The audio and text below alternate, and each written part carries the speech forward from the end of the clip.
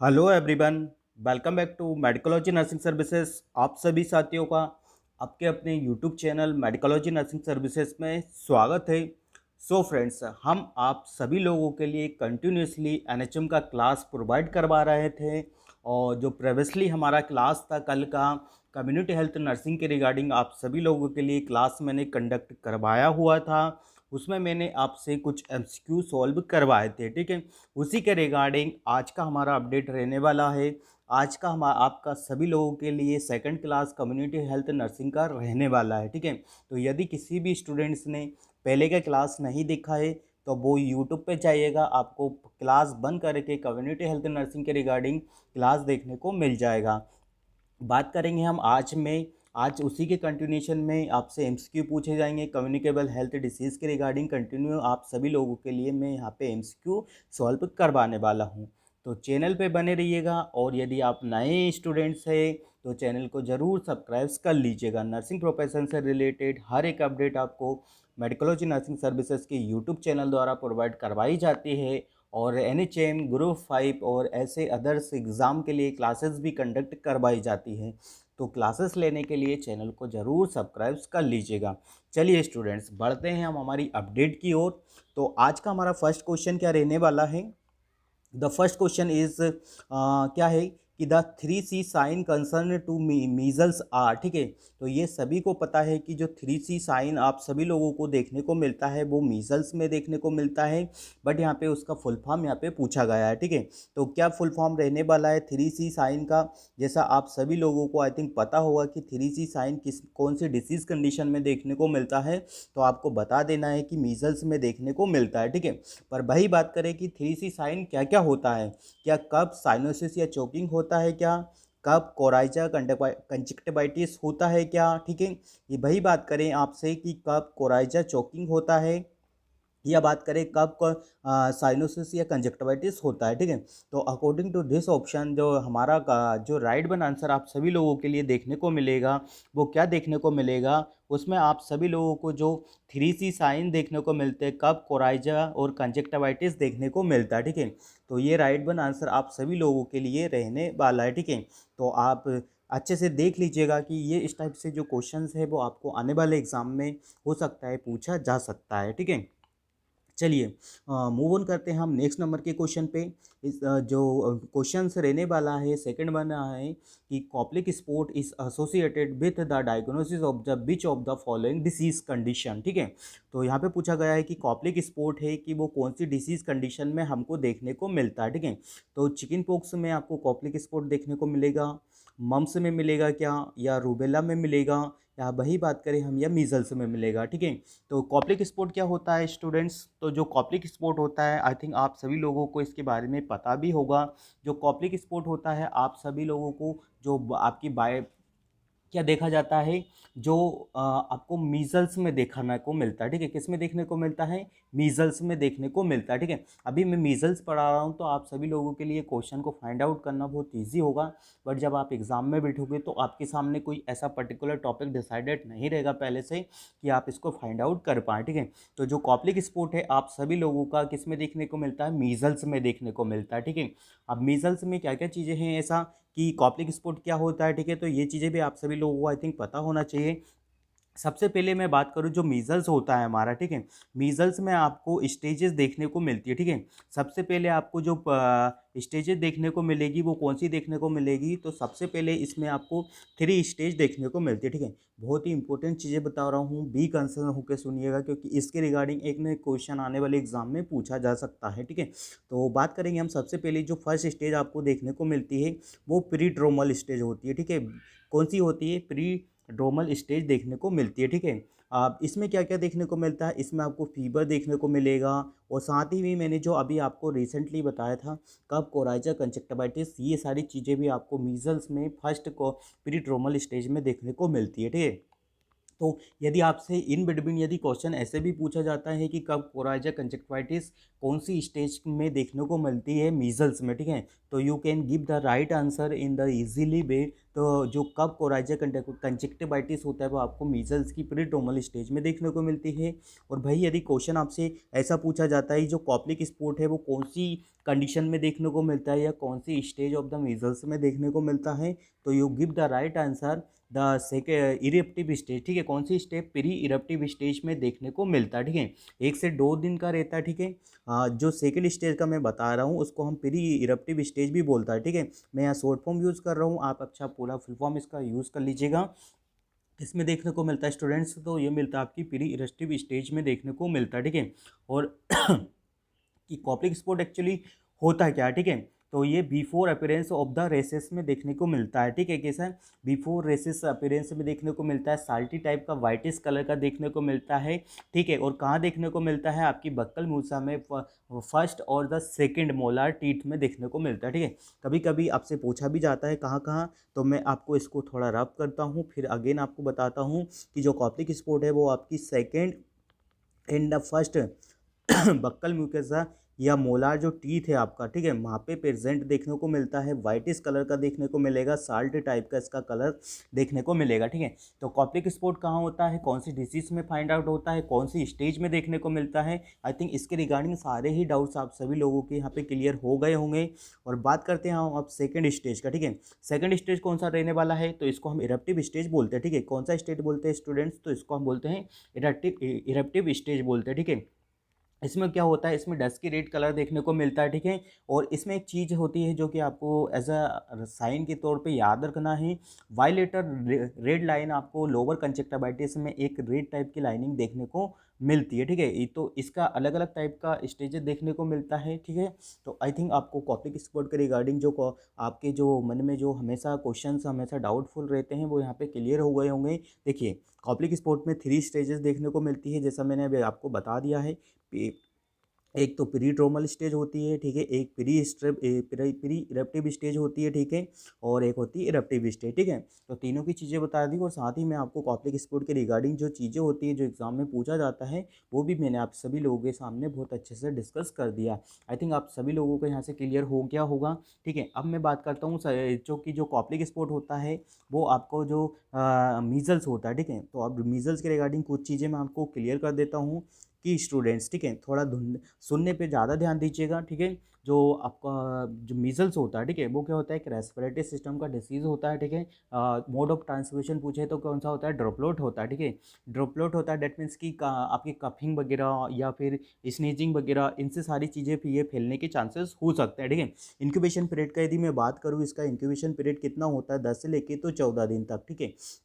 आपको पर्टिकुलर याद रखना है 10 to 14 डेज इसका इंक्यूबेशन पीरियड होता है। और कम्युनिकेबिलिटी पीरियड का मैं यदि बात करूँ, ठीक है, कम्युनिकेबिलिटी पीरियड का यदि बात कर ली जाए तो ये जो कम्युनिकेबिलिटी पीरियड होती है 4 day before and the 4 day after disease condition होता है, ठीक है।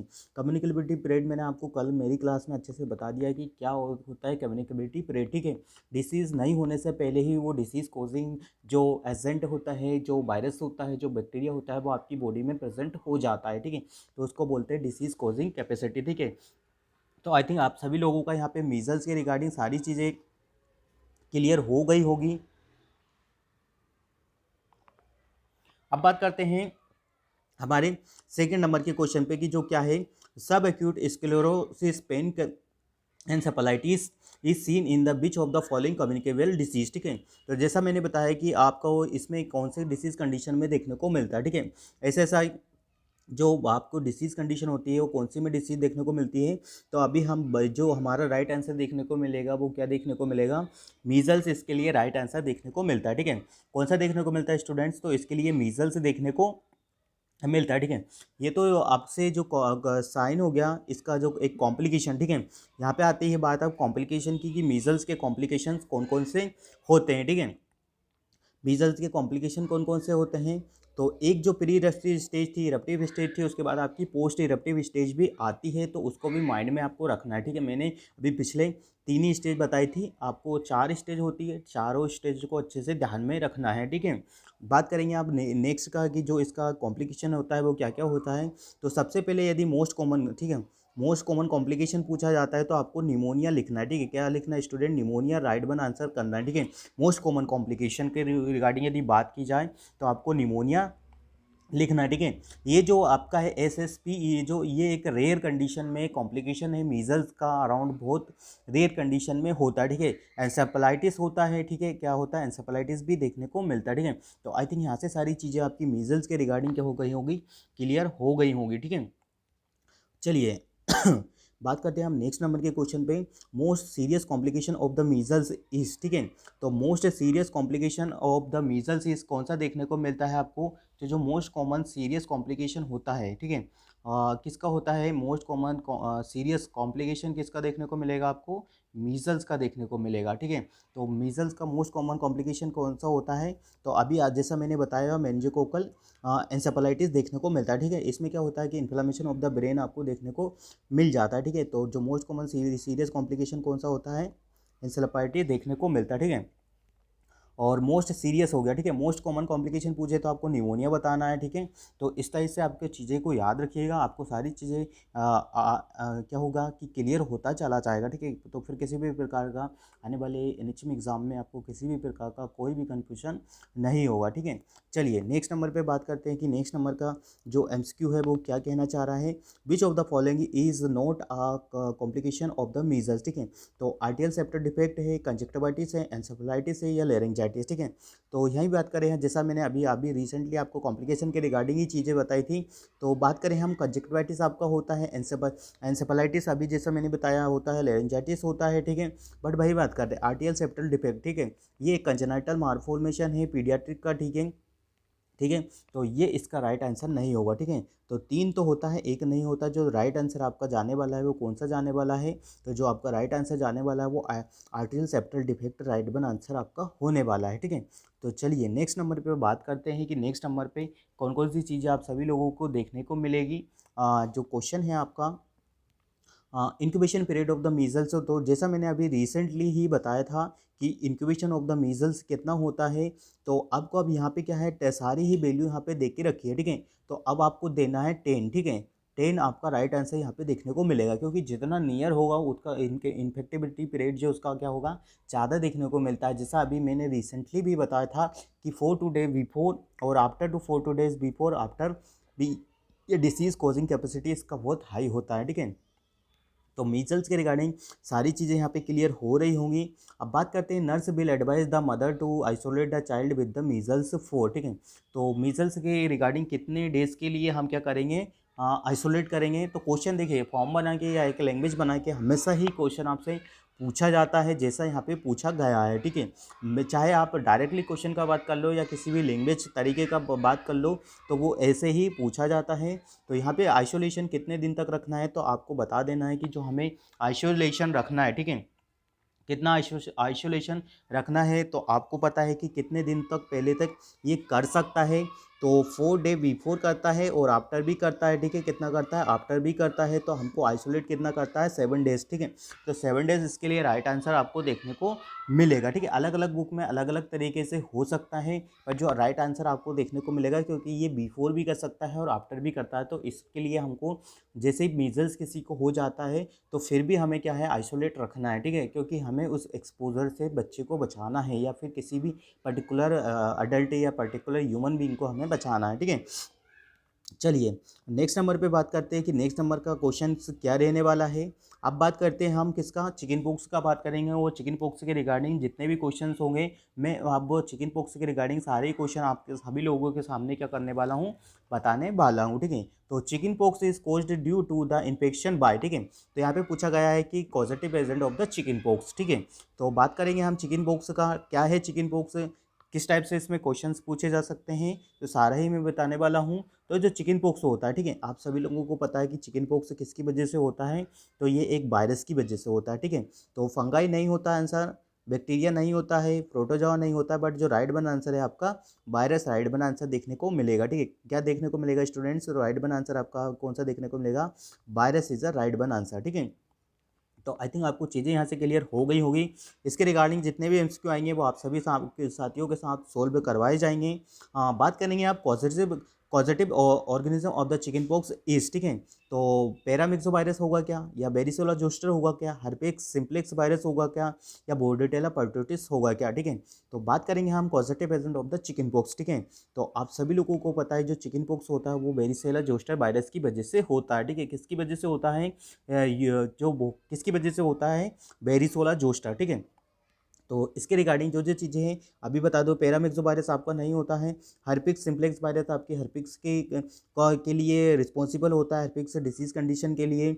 बोर्डेटेला परटूसिस आप सभी लोगों को पता है, जो परटूसिस हो जाती है, ठीक है, काली खांसी जिसको बोला जाता है, उसके लिए रिस्पॉन्सिबल होता है। ठीक है, और जहाँ पे बात करें बेरीसेला जोस्टर वायरस होता है वो आपके चिकन पॉक्स के लिए होता है। और जो बेरियोला होता है, ठीक है, बेरियोला जो वायरस होता है आपको एडिशनल चीज़ें मैं बता देता हूँ कि ये स्मॉल पॉक्स के लिए रिस्पॉन्सिबल होता है, to cause the small pox. ठीक है, तो इसके रिगार्डिंग चीज़ें आपकी आई थिंक क्लियर हो गई होगी।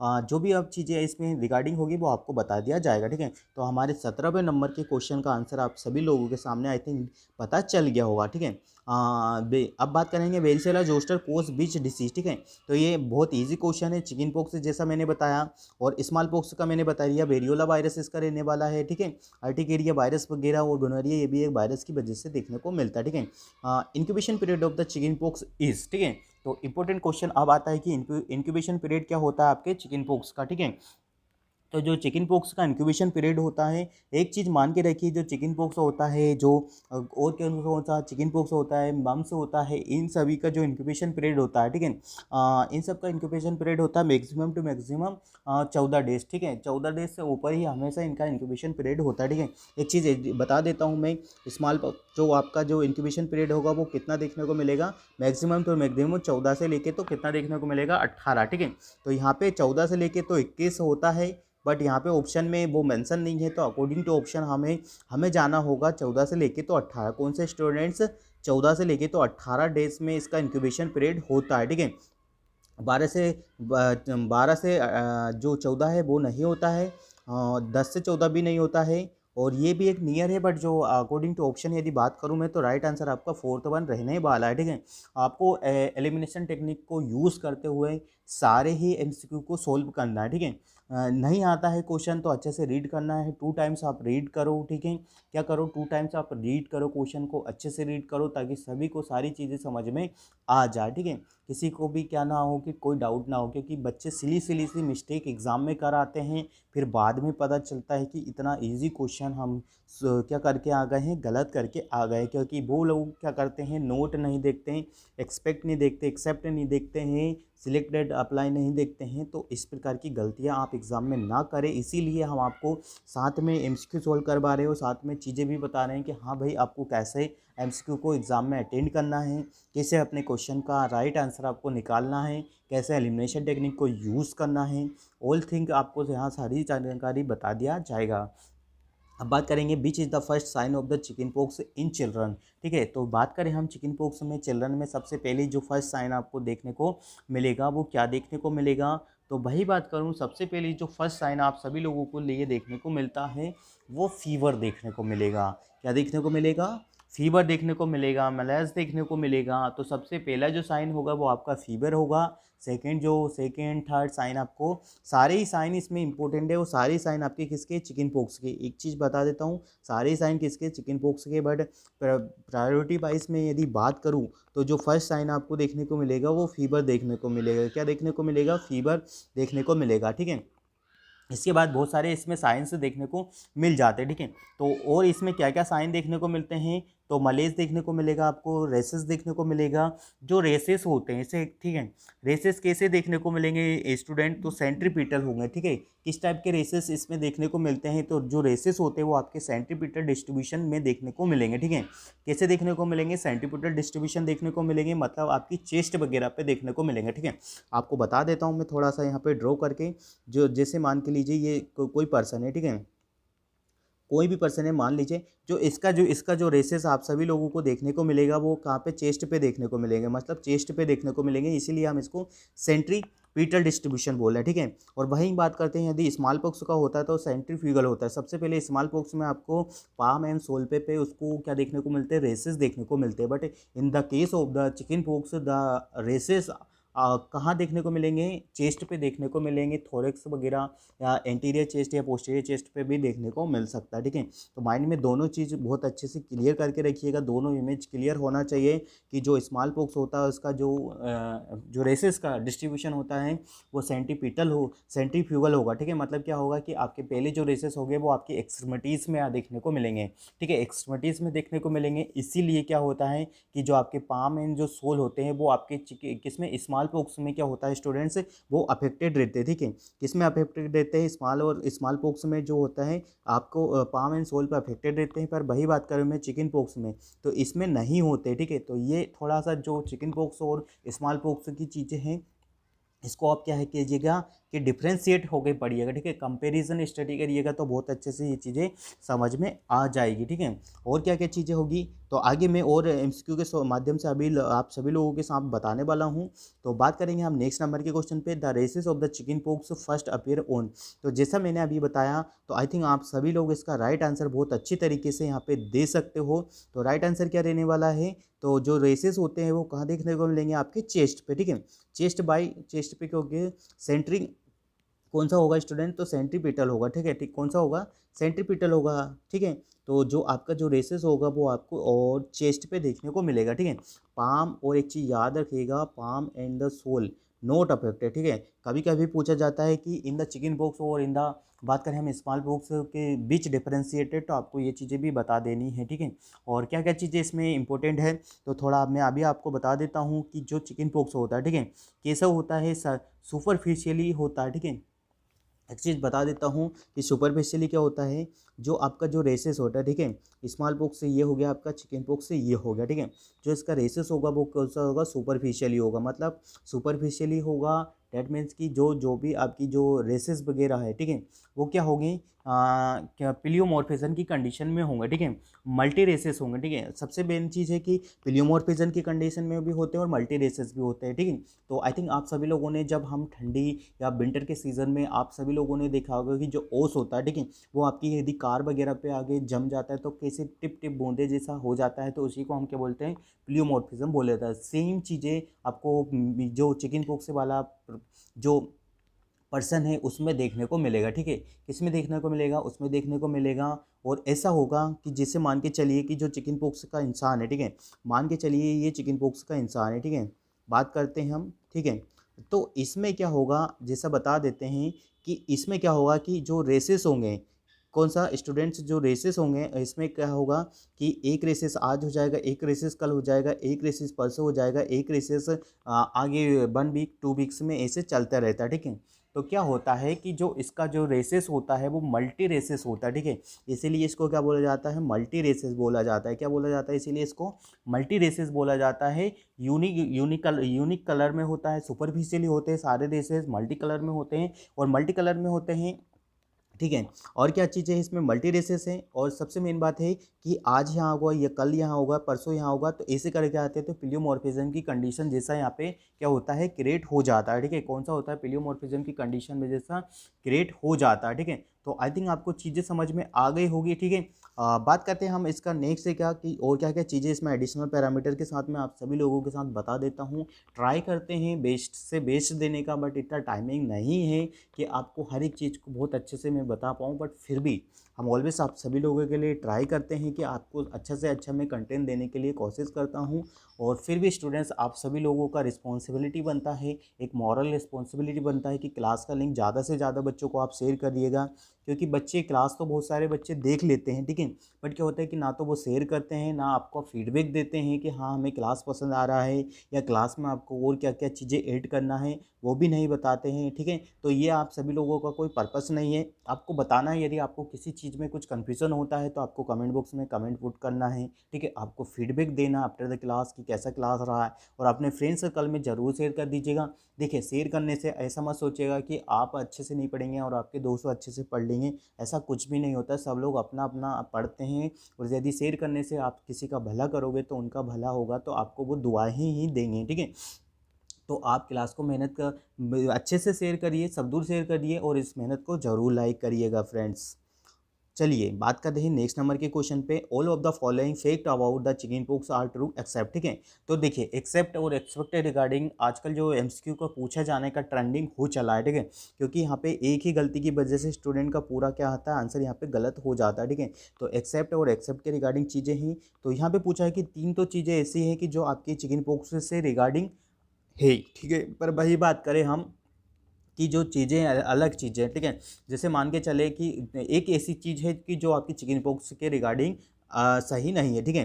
तो जो रेसेस है mostly in the flexor surface पे होंगे क्या, ठीक है। तो यहाँ पे पूछा है कि फ्लेक्सर सरफेस पे होंगे क्या, incubation period is about the 15 days होगा क्या, ठीक है। और बात कर रेसेस आर द सुपरफिशियली होंगे क्या, या centrifugal distribution of the rashes, ठीक है। तो मैंने हाल ही में आप सभी लोगों को बहुत अच्छे से इसके बारे में अच्छे से आई थिंक बताया हुआ है कि जो इन देखिए अभी मैंने बताया था आप लोगों के लिए जो रेसेस होते हैं आपके कौन सा होता है, सेंट्रीपिटल डिस्ट्रीब्यूशन होता है। याद करिए अभी पिछली बार ही मैंने अभी बताया था रिसेंटली, ठीक है, और इमेज के तौर पे बताया था।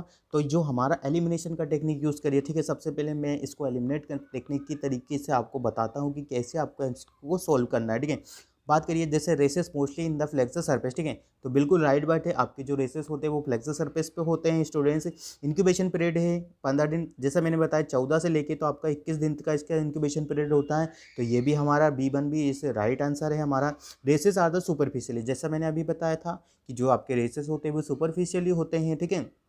बट जो फोर्थ ऑफ वन जो ऑप्शन है वो क्या कह रहा है कि सेंट्रीफ्यूगल डिस्ट्रीब्यूशन होता है, तो ये गलत है, ठीक है। ये सारी चीज़ें जो सेंट्रीफ्यूगल डिस्ट्रीब्यूशन होता है वो आपको स्मॉल पॉक्स में देखने को मिलता है, मैंने हाल ही में बताया आपको। तो जो राइट आंसर आपका देखने को मिलेगा गलत होते हुए भी इसका राइट आंसर कौन सा है आपका, तो स्मॉल पॉक्स ये सेंट्रीफ्यूगल डिस्ट्रीब्यूशन। तो जो आपको क्वेश्चन सामने वाला पूछना क्या चाह रहा है हमें बस उसी का आंसर का जवाब हमें देना है, ठीक है। हमारा एक्स्ट्रा दिमाग हमें एमसीक्यू में नहीं लगाना है, सिंपल है।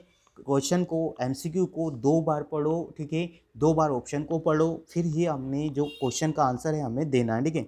नहीं आ रहा तो एलिमिनेशन टेक्निक यूज़ करिए, ठीक है। बेसिक आपका जो आंसर है वो यहाँ पे क्रिएट हो जाएगा और राइट आंसर देखने को मिल जाएगा, ठीक है। All stages of the rashes are seen spontaneously in, ठीक है।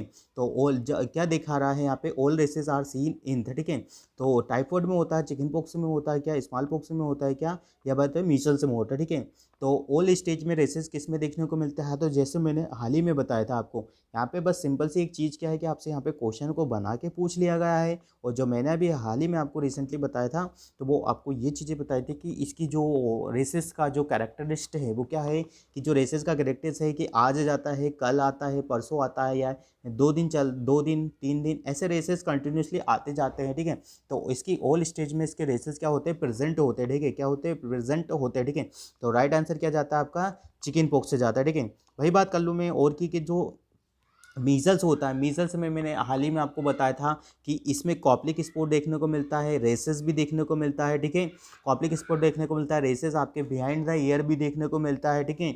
और कॉप्लिक स्पॉट देखने को मिलता है। चिकन पॉक्स का मैं बता दिया, टाइफाइड का नहीं होता है, ठीक है। स्मॉल पॉक्स का जैसे मैंने बताया कि जो स्मॉल पॉक्स में आपको देखने को मिलेंगे जो रेसेस होंगे वो आपके डीपली होंगे, डीप इनसाइड होंगे, और एक ही टाइम पे एक ही बार में जो रेसेस होंगे वो अपेयर हो जाएंगे। ऐसा नहीं है कि चिकन पॉक्स की तरह जो रेसेस होंगे वो चलते रहेंगे। इसका जो रेसेस होता है एक ही टाइम पे एक ही रेसेस आपको देखने को मिलेगा, ठीक है। तो आई थिंक यहाँ से आपकी चीज़ें क्लियर हो गई होंगी students. Pleomorphism can be seen in the beach disease, ठीक है। तो हाल ही में मैंने ये क्वेश्चन भी आपके सामने बताया था कि जो पिलियोमॉर्फिज्म कंडीशन है वो कौन सी डिसीज कंडीशन में हमें देखने को मिलती है, क्या टाइफाइड फीवर में होगा क्या, या रूबेला में होगा क्या, या डेंगू फीवर में होगा क्या, फिर चिकन पॉक्स में होगा क्या। तो your right one answer is going to the chicken pox is your answer, ठीक है। राइट वन आंसर कौन सा होगा, chicken pox right one answer होगा। पिलियोमॉर्फिज्म में है ड्रू ड्रॉप लाइक, जहाँ पे अपीयरेंस से हमको जो हमारे रेसेस हैं वो इस प्रकार के हमें देखने को मिल जाएंगे, ठीक है। Chicken pox can sometimes be fatal to childrens who are receiving, ठीक है। तो यहाँ पे पूछा गया है कि चिकन पॉक्स, ठीक है, कभी कभी क्या होता है कि जो चिकन पॉक्स होता है वो कभी कभी क्या होता है बहुत फेटल होता है, फेटल्ड हो जाता है। क्या हो जाता है स्टूडेंट्स, तो बहुत फेटल हो जाता है। किस कंडीशन में हो जाता है ये फेटल, तो जो चिकन पॉक्स होता है वो आपकी किस में देखने को मिलता है, इसके कॉम्प्लिकेशन कभी कभी हो जाते हैं कि जो एंटी कन्वल्सेंट ड्रग वगैरह है या एंटीबायोटिक्स है, इंसुलिन है, स्टेरॉइड्स है, इनकी कंडीशंस पे कभी कभी चिकन पॉक्स क्या हो जाता है आपका बहुत फेटल्ड हो जाता है, ठीक है। तो आई थिंक आपको जो इसका राइट आंसर क्या जाएगा, तो एंटीबायोटिक्स में नहीं होता, एंटीबायोटिक्स को हम कैन भी लेके ले सकते हैं, इंसुलिन में ले सकते हैं, स्टेरॉइड में ले सकते हैं, बट भाई एक बार बात करें एंटी कन्वल्सेंट जो ड्रग होती है उसमें हम इसको नहीं देते, ठीक है। इसमें कभी कभी चीज़ें क्लियर नहीं होती और इसमें कॉम्प्लिकेशंस होने के चांसेस हो सकते हैं, ठीक है। तो इसमें चिकन पॉक्स कभी कभी आपका क्या हो सकता है कि बहुत क्या होता है कि फेटल्ड हो जाता है, ठीक है। क्या होता है, बहुत फेटल्ड हो जाता है, जिसकी वजह से हम इसको नहीं देते, ठीक है। किसी में नहीं देते, ठीक है। तो आई थिंक आपको समझ में आ गया होगा कि चिकन पॉक्स के रिगार्डिंग सारी चीज़ें मेरी यहाँ से क्लियर हो गई होंगी, ठीक है। चिकन पॉक्स अब इसके बाद जो होगा आपका नेक्स्ट जो भी इंपॉर्टेंट डिसीज़ होगी वो आपको अपकमिंग जो क्लास होगी उसमें मैं आपको सभी लोगों के सामने डील करवा दूंगा। मैंने आज आपको 2 डिसीज़ कंडीशन करवा दी होगी और अभी तक मैंने आपको कम्युनिकेबल डिसीज़ के रिगार्डिंग तीन तीन डिसीज़ को अच्छे से और विथ क्या बोला है एमसीक्यू के साथ सोल्व करवाया हुआ है। तो बिल्कुल आप बिल्कुल क्लास को अच्छे से देखिएगा, अपने फ्रेंड सर्कल में ज़रूर शेयर कर दीजिएगा। बहुत ही बेहतरीन क्लास रहने वाला है, ठीक है। एमसीक्यू के साथ सोल्व करवा रहे हैं आपको, तो इसका बेनिफिट आपको आने वाले अपकमिंग एनएचएम एग्ज़ाम में ज़रूर से देखने को मिल जाएगा, ठीक है स्टूडेंट्स। तो हम मिलेंगे नेक्स्ट क्लास में। जैसा आप सभी लोगों को बताया है कि चैनल को ज़रूर सब्सक्राइब कर लीजिएगा। अपकमिंग डेज में सारा एनएचएम का क्लासेस में ऐसे ही कंटिन्यूसली आप सभी लोगों को प्रोवाइड करवाता रहूँगा, ठीक है। आने वाले डेज में आपको ऐसे ही क्लास और अच्छे से अच्छी क्लासेस आप सभी लोगों के लिए होने वाली है, ठीक है। तो चैनल को सब्सक्राइब करिए, बेल आइकन को प्रेस करिए, जब भी हम क्लास डालें तो आपको सीधे ही नोटिफिकेशन आपके मोबाइल फ़ोन पे पहुंच जाए। मिलते हैं नेक्स्ट क्लास में। Keep watching us, share this video maximum to maximum. जो भी स्टूडेंट्स हैं जो कि अपना काम करते हैं, स्टडी में टाइम नहीं दे पाते, तो उनको ये क्लास का लिंक ज़्यादा से ज़्यादा बच्चों को शेयर कर दीजिएगा, ठीक है। Thank you so much guys, keep watching us, keep supporting us, share this maximum to maximum, ठीक है। Thank you so much.